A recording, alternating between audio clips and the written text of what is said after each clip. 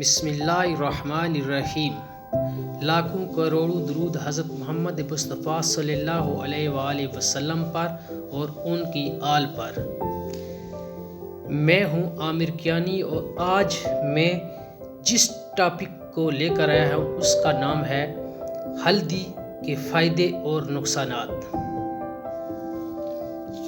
ہلدی انسان صدیوں سے اس کا استعمال ہانڈی میں کرتا آ رہا ہے۔ آج بھی بر صغیر، پاک و ہند اور ملحقہ خطوں میں اس کا استعمال کیا جاتا ہے۔ یہ اینٹی بائیوٹک یعنی جراثیم کش ہوتی ہے۔ ہلدی میں اللہ تعالیٰ نے بہت سی بیماریوں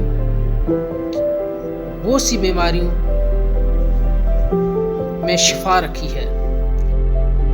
کینسر کو ختم کرتی ہے، دافع کینسر ہے۔ ہلدی دافع کینسر ہے اور یہ کینسر جیسے موذی مرض کو ختم کرتی ہے۔ کینسر میں اس کا استعمال زیتون کے تیل میں جلا لیں، اس سے امیون سسٹم طاقتور ہوتا ہے اور یہ کینسر جیسی موذی بیماری کے خلاف قوت مدافعت فراہم کرتی ہے۔ اس کے علاوہ ٹی بی اگر کسی کو ہو جائے تو اس میں بکری کے دودھ میں ابال کر پلائیں، انشاءاللہ افاقہ ہوگا۔ اسے دودھ میں ابال کر ہمیشہ پینا چاہیے اور گرمی یہ پیدا کرتی ہے اور اس کا مزاج جو ہے نا ایک گرم خشک ہے۔ گرم مزاج والے لوگوں کو ذرا احتیاط کرنا چاہیے۔ یہ خشکی بھی پیدا کرتی ہے، لیکن شوگر کے مریض کے لیے بھی یہ فائدہ مند ہے۔ یادداشت کو بہتر بناتی ہے اور چہرے پر کئی لوگ بلکہ لڑکیاں جب شادی کرتی ہیں تو اڈن بنا کر لگاتی ہیں، کیونکہ یہ جراثیم کش ہے اور یہ چہرے کے جراثیموں کو ختم کرتی ہے۔ سوزاک، گلا اور نیزہ زکام میں مفید ہے۔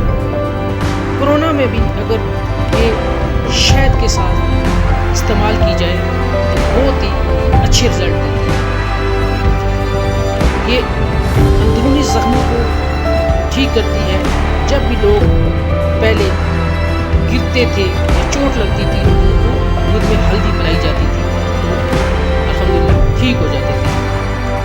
جگر کے لیے بہت فائدہ مند ہے۔ ہلدی کو ہمیشہ 1 چمچ دودھ میں پینا چاہیے اور زخموں کے اوپر اگر آپ اس کو لیپ کر کے لگائیں گے تو زخم جلدی ٹھیک ہو جائیں گے۔ اس کے علاوہ اللہ پاک نے اس میں بہت سی خصوصیات رکھی ہیں، یعنی کہ بہت سی بیماریوں کی یہ دوا بھی ہے۔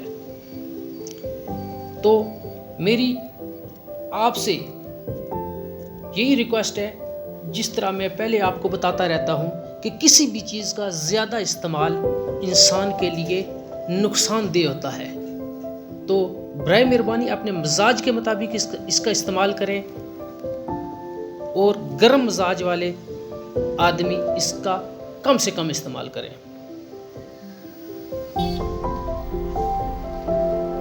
میں امید کرتا ہوں کہ آپ کو یہ میری ویڈیو اچھی لگی ہوگی اور اگر ویڈیو اچھی لگی ہو تو پلیز لائک کر دیں اور سبسکرائب کر دیں اور بیل آئیکن کے بٹن کو دبانا مت بھولیے گا، اور اپنے کمنٹ میں اس ویڈیو کے متعلق اظہار خیال کیجیے گا۔ انہی دعاؤں کے ساتھ میں عامر کیانی آپ کو نئی ویڈیو کے ساتھ انشاءاللہ پھر حاضر ہوں گا۔ تب تک اجازت دیں، جہاں بھی رہیں خوش رہیں اور خوشیاں بانٹتے رہیں۔ آپ لوگوں کا شکریہ۔ اللہ حافظ۔